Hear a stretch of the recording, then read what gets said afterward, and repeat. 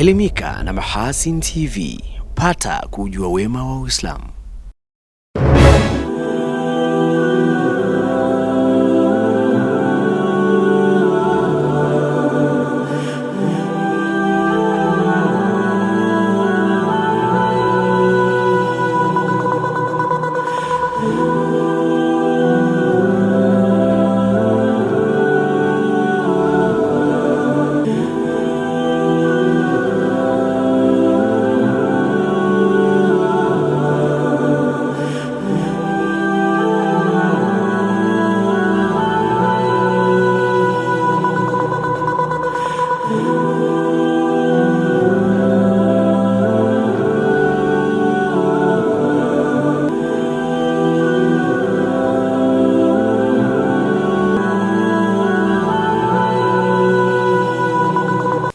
Assalamu alaikum wa rahmatullahi wa barakatuh. Habari za wakati huu mtazamaji wa Mahasin TV popote pale ulipo. Karibu katika kapu la habari. Mimi ni Hilal Sefu Yami, nitakusomea habari za kitaifa na kimataifa. Awali ya yote tunaangazia muhtasari wake. Walioshindwa kurejesha kwa haraka mawasiliano ya barabara eneo la Somanga mkoani Lindi kuchukuliwa hatua za kinidhamu. Wananchi wameiomba serikali kuchukua hatua za haraka kumalizia ujenzi wa daraja la mto Mnyamasi wilayani Tanganyika mkoani Katavi. Katika habari za kimataifa, idadi ya waliofariki dunia kwa mafuriko DRC yaongezeka wakati ambao vita vikiongezeka.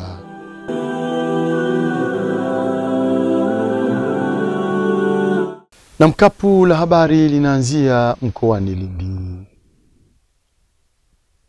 Waziri wa Ujenzi Abdallah Ulega amesisitiza kuwachukulia hatua kali za kinidhamu wataalamu kutoka wakala wa barabara TANROADS makao makuu waliohusika na uzembe na kushindwa kurejesha kwa wakati mawasiliano ya barabara kuu ya Dar es Salaam Lindi katika eneo la Somanga Mtama mkoani Lindi. Abdurrahim Salum Japan anaarifu zaidi. Hapa nimeona uzembe mkubwa umefanywa wa kuchukua maamuzi kwa wakati na kufanya mambo bila kuhakika. Ni Waziri wa Ujenzi Abdallah Ulega akieleza kutoridhishwa na kasi ya urejeshaji wa mawasiliano ya barabara kuu ya Dar es Salaam Lindi katika eneo la daraja la Somanga Mtama. Naomba radhi kwako na kwa Tanzania wote ambao wataendelea kupata shida kwa ajili ya maamuzi ambayo kidogo kweli tumetereka katika maamuzi, lakini kujikwaa si shida. Tunaamka tunasogea mbele kwa maana ya kuhakikisha kwamba basi haya tunayoahidi sasa hivi ndani ya huo muda ambao tumesema tunaweza kufanya. Akizungumza na wananchi wa Somanga, Waziri Ulega ameeleza kuchukua maamuzi hayo haraka iwezekanavyo mara tu alipofika kukagua kazi ya urejeshaji wa mawasiliano ya barabara hiyo yaliyo katika April 6, 2025. Hili jambo limewakuta TANROADS mkoa wa Lindi wanalifanya peke yao. Lakini hili ni tatizo kubwa na hii ni barabara ya taifa. Mkurugenzi, ilipaswa timu kutoka makao makuu toka jana usiku ilipopatikana taarifa hii wote wangelihamia watu hapa. Na kwa sababu hili tatizo si jipya, limetokea mwaka jana tu. Kwa hivyo mwaka huu watu tayari tulikuwa na elimu ya jambo la namna hii. Mwaka jana ilikuwa ni lazima tuchukue muda mrefu kwa sababu ni kitu kipya, lakini mwaka huu hatukupaswa kuchukua muda mrefu kwa sababu ni jambo ambalo tayari tunalifahamu vizuri. Awali akizungumza kwa niaba ya wananchi, diwani wa kata hiyo ameeleza hatua za awali walizochukua baada ya kutokea kwa janga hilo. Baada ya masaa machache kutokea muda wa saa 10 yalikuwa yanatokea maji pande ya magharibi. Maji yalikuja kwa kasi kubwa na kuweza kuondoa miundombinu ambayo iliwekwa katika roadway. Wakati wakandarasi wako pale, vifaa vyao viko pale, mitambo iko pale, nami nilikuwepo pale. Tulianza kuhangaika kuondoa mitambo mpaka kufikia hatua ya kuweka sawa. Mawasiliano ya barabara katika eneo hilo yameanza kurejea kwa hatua na tayari baadhi ya magari madogo, mabasi 10 na malori 30 yaliyobeba bidhaa mbalimbali ikiwemo mawe makubwa yamefanikiwa kuruhusiwa kupita katika eneo hilo. Wananchi wanaoelekea maeneo ya Mishamo na mkoa jirani wa Kigoma wameiomba serikali kuchukua hatua za haraka kumalizia ujenzi wa daraja la mto Mnyamasi wilayani Tanganyika mkoani Katavi kufuatia kukatika mawasiliano baada ya kujaa maji kwa mto Mnyamasi. Rajab Shaban Matuga anatupasha zaidi. Ombi hilo limetolewa mbele ya mkuu wa wilaya Tanganyika Onesmo Buswelu na abiria waliokwama kuendelea na safari kuelekea maeneo ya Mishamo na mkoa jirani wa Kigoma kufuatia kujaa maji kwa mto Mnyamasi. Naiomba serikali kama iliona iwekeze miradi kama hii ya madaraja kwa sababu ya huduma za wananchi. Nilikuwa napenda walivyoamua kuanzisha basi waende wakamalizie ili sisi tuweze kupata huduma kwa wepesi. Kwa utaratibu nilikuwa naiomba serikali tusaidie katika hii daraja, angalau tu hii daraja lipitike kama bado ina mzunguko mgumu wa kunaniwa kumaliza barabara yake. Tukipitishwa hii njia itakuwa msaada zaidi. Kama mimi hapa nilikuwa naelekea kwa mnadani hapa nimechelewa, miradi zangu zote zimeanguka. Na sijui kwamba nitafanya nini ili niweze kuishi. Na nilikuwa na hilo tu. Rai ikatolewa kwa wasafiri hao kuwa na subira wakati ambao serikali inaendelea kuchukua hatua za dharura kutafuta njia ya haraka kusaidia vyombo vya usafiri kuvuka mto huo. Ni vyema tukawa na subira. Huu ni mto, maji yamejaa. Sasa kwa sababu ni masika, mvua zinaendelea kunyesha, inawezekana maji yakapungua ima yakaongezeka.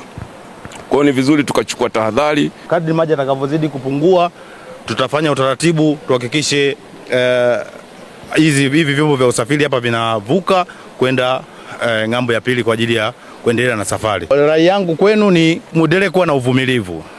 Mniamini serikali yenu ihakikisha na wapambania ili muendelee na safari. Akitoa pole kwa wananchi hao, mkuu wa wilaya Tanganyika Onesmo Buswelu amesema katika kutafutia ufumbuzi wa kudumu, serikali imeshatenga zaidi ya shilingi bilioni 38 kujenga barabara hiyo kutoka kijiji cha Vikonge mpaka Mishamo, ikihusisha pia ujenzi wa daraja la mto Mnyamasi ambalo limekuwa kikwazo kwa wasafiri kila ifikapo msimu wa mvua. Na mkandarasi upo site, na huyo mkandarasi ameshajenga makaravati yote madogo madogo kwenye barabara.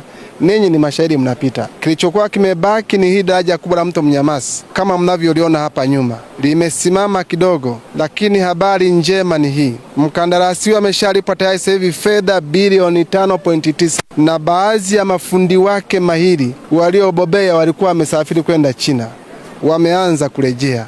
Kwa hiyo kazi ya hapa itaanza kufanyika ndani ya wiki 3 zinazokuja. Watakuwa wote wameshakamilika na ujenzi utaanza. Na tunamwomba mkandarasi pamoja na TANROADS waendelee kupanga vikosi vyao ili kazi iweze kufanyika.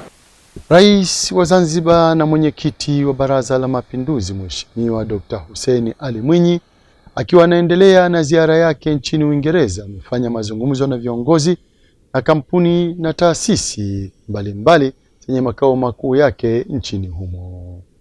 Awali Rais Dr. Mwinyi amekutana na mwanzilishi wa kampuni tanzu ya Bahari Food System Bwana Steven Christenstein na ujumbe wake, ambapo imeikaribisha kuangalia fursa zinazopatikana visiwani Zanzibar na Tanzania kwa ujumla. Katika mazungumzo hayo yamegusiwa masuala kadhaa ya kimaendeleo yanayohusiana na uchumi wa buluu. I'm happy to have met you and I want to assure you that you have 100% support from the government. This is what we've been looking for a very long time. You know, we are surrounded by the ocean, but we are not utilizing it in a sustainable way. The way you are going to do it is, you know, we'll have both. You know, we'll have the resources, but in a sustainable way. And the most important part is the involvement of the communities. You know, that's very important. Whatever you do, if you support them so that they can be outgrowers, is fantastic. And I've always said this to my government, that we need to do it that way. Aidha, ujumbe huo umeonesha kufurahishwa na sera ya uchumi wa buluu ya Serikali ya Mapinduzi Zanzibar yenye nia ya kutumia ipasavyo bahari na rasilimali zake ikiwemo uvuvi, kilimo cha mwani na utalii. Sustainably using the land where we farm it, and we can produce 60 tons of shrimp per hectare per year with this type of farming. This is novel aquaculture engineering. It's science-backed shrimp farming, and there is no better team in the industry We are in fact the only team who is able to achieve this. For many, many years we've operated farms for other companies, and this project represents our farm, ourselves, to do things that the industry is ignoring, that we wish to deliver with the highest ESG standards. Alongside with government officials, we work with the Nature Conservancy, Fauna and Flora International, and local NGOs to work off of privatized fisheries management models that are very strict so that we protect seagrass beds, other marine ecosystems like mangrove forests and coral reefs. We don't target juvenile fish. We're exclusively a hook and line based business, and we'd like to keep it that way. Mkoani Tabora, mwandishi wetu Saidi Kapalila anatuarifu kuwa wataalamu kutoka taasisi mbalimbali zinazoshughulika na masuala ya ununuzi wa umma nchini umetakiwa kufuata sheria na kanuni zilizopo katika hatua zote kwenye mfumo wa manunuzi serikalini NeST ili kuongeza ufanisi wa miradi mbalimbali inayotolewa kwenye mfumo huo. Rai hiyo imetolewa na Katibu Tawala wa Mkoa wa Tabora Daktari John Mboya wakati wa ufunguzi wa mafunzo ya mfumo wa NeST kwa wataalamu hao kutoka mikoa 12 nchini yaliyofanyika mkoani Tabora. Ili huu mfumo uweze kuleta tija na manufaa kwetu, jambo la kwanza lazima tuwe waadilifu katika matumizi ya mfumo. Kwa mfano, kuhakikisha kwamba sheria na taratibu zinafuatwa katika hatua zote. Na natambua kwamba ili apatikane mzabuni au mkandarasi, ziko hatua ambazo tunazipitia. Sasa ni jambo la msingi sana tuhakikisha kwamba tunazingatia uadilifu katika hatua zote na kuepuka kupindisha kwa namna yoyote ile. Na hili ni jambo ambalo kwa kweli halitavumilika. Usifanye kitu ambacho unajua kitakuharibia au kitakupunguzia heshima katika uadilifu katika utumishi wa umma. Kwa upande wake, meneja wa mamlaka ya udhibiti wa ununuzi wa umma PPRA kanda ya Magharibi na Kati, Mhandisi Suma Atupere, ameeleza lengo la kutoa mafunzo hayo kwa wataalamu, huku akitoa wito kwa washiriki kuyafanyia kazi yale walioelekezwa. Mfumo wa NeST bado unajengwa. Mfumo wa NeST bado unaboreshwa. Na kipindi tunapokuwa tumekamilisha maboresho kadhaa au tumekamilisha kujenga hatua fulani ya mfumo, basi tunatoa mafunzo kwa wadau wote watumiaji wa mfumo huu. Lengo ni nini? Lengo ni kwenda kuongeza ufanisi katika shughuli zote za manunuzi ya umma. Watakaporejea katika taasisi zao, basi wao ndo wakawe mabalozi katika kutoa hii elimu walioipata, wakaitoe kwa watumishi wote ndani ya taasisi zao. Nao baadhi ya washiriki waliopatiwa mafunzo hayo wameeleza jinsi yatakavyowanufaisha, huku wakiahidi kuyafanyia kazi maelekezo waliopewa. Kwenye mafunzo haya nimejifunza jinsi ambavyo ukiwa na manunuzi ya dharura unatakiwa ufanyeje, ukiwa na manunuzi ya kawaida unatakiwa ufanyeje, sisi kama idara tumizi. Kwa sababu katika idara yangu, kwa mfano pale hospitali ya Benjamin Mkapa, tunatakiwa tupandishe mahitaji ambayo tunayahitaji ili tuweze kupata. Kwa hiyo kwa mafunzo haya nimejua kwamba ukipandisha kwa wakati fulani, basi mlolongo ule wa manunuzi utaenda kwa kipindi fulani ili wewe uweze kufanikiwa katika mahitaji yako. Zile huduma ambazo tunazitoa kupitia manunuzi kwenye taasisi zetu. Kwa mafunzo yake ukweli ni muhimu sana na anatuwezesha kufanya vizuri zaidi na kuhakikisha kwamba tunatoa huduma ambayo ni sahihi kwa wakati kwa wale wateja wetu ambao ni wafanyabiashara, kwa maana suppliers na contractors. Ripoti hii ni kutoka mkoani Tabora. Mimi ni Saidi Kapalila, Mahasin TV. Na wazazi na walezi wa Islam katika wilaya ya Ikungi mkoani Singida wameshauri na kuhimizwa kushirikiana na walimu wa dini ili kuhakikisha watoto wao wanasoma elimu ya dini ya Kiislamu EDK wapo shuleni. Fuadi Kasim Watuta anatuarifu zaidi. Kamera za Mahasin TV zimeangaza zaidi ya kilomita 30 kutoka Singida mjini na kumulika wilayani Ikungi kwenye mahafali ya wanafunzi wahitimu wa dini ya Kiislamu kidato cha 6 yaliyoandaliwa na Baraza la Wanawake wa Kiislamu Tanzania chini ya taasisi ya TAMSI, ambapo wazazi waombwa kuwalea na kuwakuza watoto wao katika maadili ya Kiislamu. Allah alikuwa anazungumza na waumini wenyewe ambao ni wazazi, kwamba nyinyi wazazi, nyinyi Waislamu, zisikupumbazeni mali zenu na watoto wenu katika kuyaishi maisha anayoyataka Allah. Ya ayyuhalladhina amanu la tulhikum amwalukum wala auladukum an dhikrillah. An dhikrillah maana ni kuishi anavyotaka Allah subhanahu wa ta'ala. Ni kule katika Qur'ani pia Mwenyezi Mungu subhanahu wa ta'ala anasema waman a'rada an dhikri fa inna lahu ma'ishatan dhanka. Mtu ambaye atakayepuuza utaratibu anaotaka Allah, bila ya shaka ataishi maisha ya dhiki. Akijibu risala ya wanafunzi hao, mgeni rasmi wa mahafali hayo, kadhi wa mkoa wa Singida, juu ya changamoto zinazowakabili wanafunzi hao ikiwemo ukosefu wa walimu na ukosefu wa vitabu vya kiada na ziada katika ufundishaji wa somo la IDK, amewaomba wazazi kuwa na ushirikiano vyema na walimu wa dini. Kuhusu na swala la walimu wa dini, kwa sasa hivi tunaomba tu wazazi kushirikiane na viongozi wa baraza kuu na viongozi hawa waliopo wa tansia, mpate walimu. Ushirikiano wa wazazi na walimu, maana ukisema unamtoa mwalimu mjini kuja huku bila kipindi cha swala ni harama, lakini tunaamini kuna walimu wako huku wanaweza tu wakasaidia kabla program zinasubiriwa hizo zinakuja kipindi hichi, anawezekana haya. Kwa hiyo ni wazazi, mzazi ukitaka mtoto wako wasome dini ni wewe, kama ambapo unaweza ukamgharamia kwa namna yote, unaweza ukaweka hata tuition ya nyumbani kwako ukamlipa mwalimu. Na wito wangu kwa especially kwa ile tawi la tamsia liweze kuendelezwa zaidi, maadili yazingatiwe huko katika jamii. Maadili pia wazazi washughulikie hilo swala la maadili, watu wanaotuzunguka katika jamii zetu. Sisi kama walimu, hawa vijana wanategemea sana. Wanategemea ulezi kutoka kwa walimu ambao wana msimamo. Bila kuwa na msimamo ni changamoto. Mara nyingi tunapata changamoto, walimu nao wanakotokea walikuwa si wafuatiliaji wa vipindi vya dini, sio watu ambao wanajihusisha na masuala ya kiimani. Ukikuta hivyo akiajiriwa, akikuta wanafunzi, basi naye wanakuwa hivyo hivyo. Kwa hiyo swala hili naomba vijana wote walio mashuleni wasome kwa bidii, lakini wazingatie vipindi vya dini na imani yao kwa sababu. Toka nimekuwa mwanachama wa tamsia nimejifunza vitu vingi. Nimejifunza namna ya kuishi kulingana na mazingira, namna ya kuishi na watu wengine. Nimejifunza maadili mema. Nimejifunza vitu vingi ambavyo nilikuwa sivijui. Nikiripoti kutokea hapa mkoani Singida, Fuadi Kasim Tuta wa Mahasin TV. Naam, kwa taarifa hiyo kutoka mkoani Singida ndio kunahitimisha kapu la habari kwa habari za kitaifa.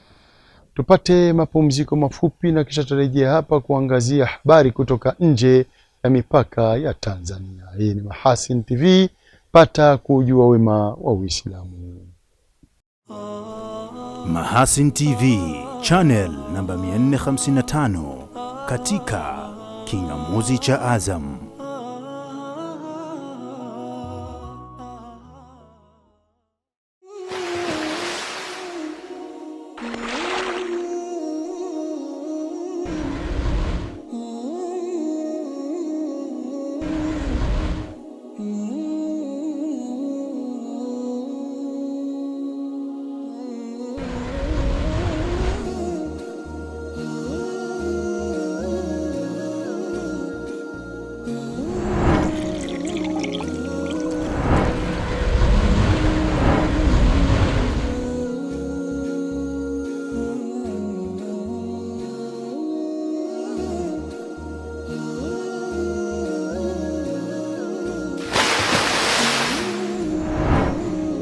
Kunywa maji safi na salama ya uhai. Bidhaa bora ya Bakhresa.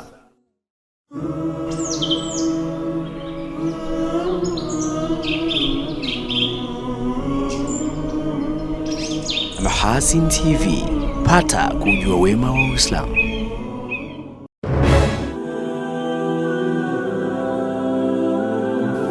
Shukran za dhati mtazamaji wa Mahasin TV kwa kuendelea kuwa nasi, na sasa ni wasaa kuangazia habari za kimataifa. Mbali na majanga ya ukosefu wa amani na vita baina ya makundi hasimu, majanga ya kimaumbile yanaikumba pia Jamhuri ya Kidemokrasia ya Kongo. Watu wasiopungua 33 wamethibitishwa kufariki kufuatia mvua kubwa iliyonyesha Kinshasa, mji mkuu wa Jamhuri ya Kidemokrasia ya Kongo DRC.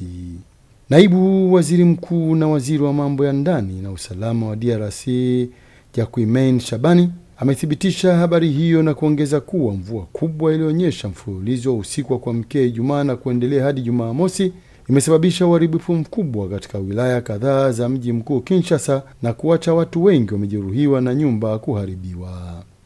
Serikali ya DRC imeanzisha kitengo maalum cha kudhibiti mgogoro kinachoendeshwa na jeshi, wizara kadhaa na serikali ya mkoa wa Kinshasa ili kuendesha zoezi la uokoaji na kupeleka mahitaji ya dharura. Mafuriko hayo yameharibu miundombinu mingi ya jiji hilo, kukata barabara kuu na kusababisha kukatika kwa umeme na maji katika jiji zima. Wataalamu wa hali ya hewa wametabiri kuendelea kunyesha mvua kubwa katika siku zijazo na kuzua hofu ya kutokea uharibifu zaidi katika jiji la Kinshasa lenye watu milioni 17. Kwingineko, ujumbe wa Umoja wa Mataifa nchini Sudan Kusini sasa unashika doria usiku na mchana katika eneo la wakimbizi lililopo karibu na kituo chake cha kulinda amani kutokana na kuongezeka hali ya wasiwasi nchini kote. Makumi ya maelfu ya watu wanaoishi katika kambi hizo wanakabiliwa na vitisho vipya kutokana na mapigano kati ya vikosi vya pande mbili kuu za makubaliano ya amani yanayofanyika katika maeneo kadhaa nchini kote na mvutano wa kisiasa unaozidi kuongezeka katika mji mkuu Juba. Hali ya wasiwasi imetanda Sudan Kusini kutokana na mivutano ya kisiasa iliyoibuka kati ya rais wa nchi hiyo Salva Kiir na naibu rais wa kwanza Riek Machar. Machar, mpinzani wa muda mrefu wa Rais Salva Kiir, alikamatwa mwishoni mwa mwezi uliopita na kusababisha wito wa kimataifa kuchukuliwa hatua za kupunguza taharuki. Nchi jirani ya Kenya imemtuma waziri mkuu wake wa zamani Raila Odinga kusaidia kupunguza mvutano. Na balozi wa Israeli nchini Ethiopia Abraham Nangusi amefukuzwa katika ukumbi wa Mandela katika makao makuu ya Umoja wa Afrika Jumatatu wiki hii. Balozi wa Israeli ametimuliwa katika ukumbi wa mikutano wa AU baada ya nchi kadhaa za Afrika kukataa kumruhusu kushiriki katika mkutano wa kila mwaka kuhusu mauaji ya kimbari ya Rwanda. Wanadiplomasia walioshiriki katika mkutano huo wameeleza kuwa wajumbe kutoka nchi kadhaa za Afrika walipinga kuhudhuria balozi huyo wa Israeli katika kikao hicho na mkutano huo kusitishwa hadi alipoamrishwa kuondoka. Umoja wa Afrika unafanya uchunguzi kubaini ni nani alimwalika balozi wa Israel kushiriki kikao hicho. Katika miaka ya hivi karibuni, Israeli imefanya jitihada kubwa za kupata wanachama wa uangalizi katika Umoja wa Afrika ili kukabiliana na ushawishi wa Palestina, na alipewa hadhi ya kuwa mwangalizi mnamo mwaka 2021. Hata hivyo, Israeli ilinyang'anywa hadhi hiyo kwa uamuzi wa mataifa ya Afrika kutokana na kuendelea kukalia kwa mabavu ardhi ya Wapalestina. Na kabla tujahitimisha kapu letu la habari, tujikumbushe miongoni mwa habari tulizokuwa nazo hii leo. Walioshindwa kurejesha kwa haraka mawasiliano ya barabara eneo la Somanga mkoani Lindi kuchukuliwa hatua za kinidhamu. Wananchi wameiomba serikali kuchukua hatua za haraka kumalizia ujenzi wa daraja la mto Mnyamasi wilayani Tanganyika mkoani Katavi. Katika habari za kimataifa, idadi ya waliofariki dunia kwa mafuriko DRC yaongezeka wakati ambao vita vikiongezeka. Na kufikia hapo ndo tunahitimisha kapu la habari. Inshallah pata majali wake Maulana. Ungana nasi hapo kesho muda na wakati kama huu. Kwa niaba ya wenzangu wote walifanikisha kuleta kapu la habari, mimi ni Hilal Saif Riyami, nikutakia utazamaji mwema vipindi mbalimbali vinavyoendelea hapa Mahasin TV. Pata kujua wema wa Uislamu. Wabillahi tawfik. Wassalamu alaikum warahmatullahi wabarakatuh. Asante na kwaherini.